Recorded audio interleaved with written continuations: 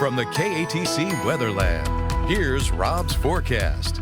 Welcome back. Well, get ready. A week from Saturday, not this Saturday, but the Saturday after, we're going to be seeing an annular solar eclipse across the U.S. It's not going to quite look like this. This is an annular eclipse, but this is where you get the best totality. That's going to be over toward Texas, but that means the moon is a little bit further away. As it is, you still see a ring around the sun, but we're going to get a pretty decent darkening of the skies when that happens, and that's why you need to get those, well, I don't even know where they went, those solar glasses. So let's get into it and talk about how this is going to transpire and who gets the best look. This is coming up, again, October 14th. Which I believe is Election Day. Festival's Acadiana. There'll be a lot of people outdoors if the weather's fine.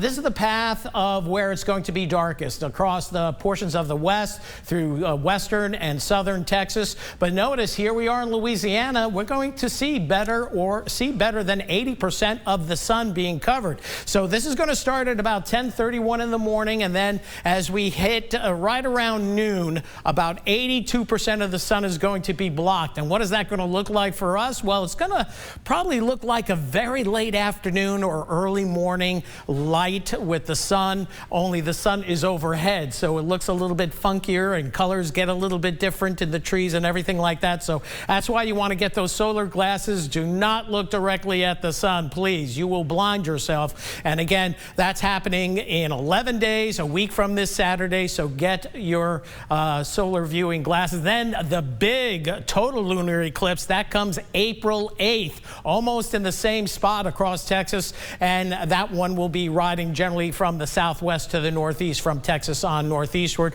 We'll talk more about that in the months to come. Meanwhile, high pressure still dominating our weather. Thus, we had another hot one out there today. Just a little bit of a weakness in that ridge, allow for showers and thunderstorms along a little bit of a convergent boundary across southeast Texas. More showers and storms all the way up through the upper Midwest, where there's the threat of severe weather on the backside of the system. It's been snow at elevation, and that's going to be our next weather maker. Meanwhile, with the breezy easterly to southeasterly winds, the National Weather Service is maintaining a coastal flood advisory. Tides are running about 1 to 2 feet above normal. I just checked the latest tide gauge at Freshwater City, so the water's elevated a little bit. That will change down the line once we get a north wind, but until then, water piling up a little bit along the coast. As we look at the regional Doppler radars, we're still seeing some showers and storms back into Texas, southeast Texas as well. Things quieting down, but you can still see this conduit of moisture feeding rain toward the Houston metroplex down through Galveston as well. Locally here, Power Doppler 3, Acadiana's only live Power Doppler radar. All is quiet here this evening. So let's shift gears, go into the tropics.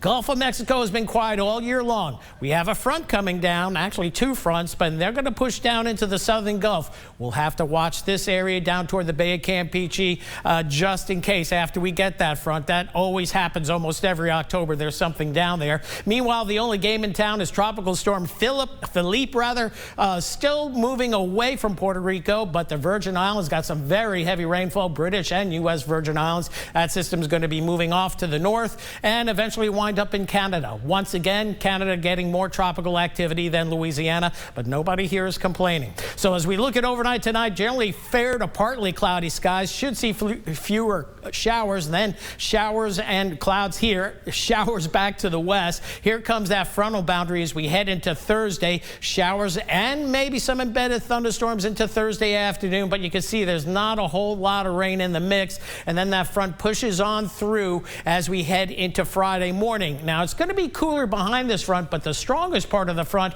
won't get here until, say, Friday night, early Saturday. That's when we're going to see the cooler air. Latest model run not showing much rain at all, so it's going to be a wash for any kind of rainfall, and our drought will continue. Low to mid 70s overnight tonight, low to mid 90s for the high again tomorrow. We'll go 71 in Lafayette, a touch more humid out there with partly cloudy skies, fair skies later on. A little bit of a southeast breeze continues tomorrow, 93 the high, pleasant southeasterly breeze. That'll take a little bit of the edge off the heat, and more clouds as you look off to the north and west. They'll be moving in for Thursday. Showers possible late Thursday into Thursday night, ending early Friday. And then look at that weekend forecast. We're looking at temperatures getting down into the 70s for highs and lows in the low to mid 50s. So some great looking weather on the way this weekend. And you can wear those glasses to look at the sun at any time. I got y'all covered. There you go. I can't see anything right now, No, but hey, it's good stuff. It's good stuff. Oh my goodness. And I know that's so exciting. I remember we had these in middle school once for a solar eclipse. Go out and get them. Good memories. I ordered them on Amazon yesterday. They came in today. All right, So well, I'll give these back to you, Rob. Thanks for that. And we'll be right back after this.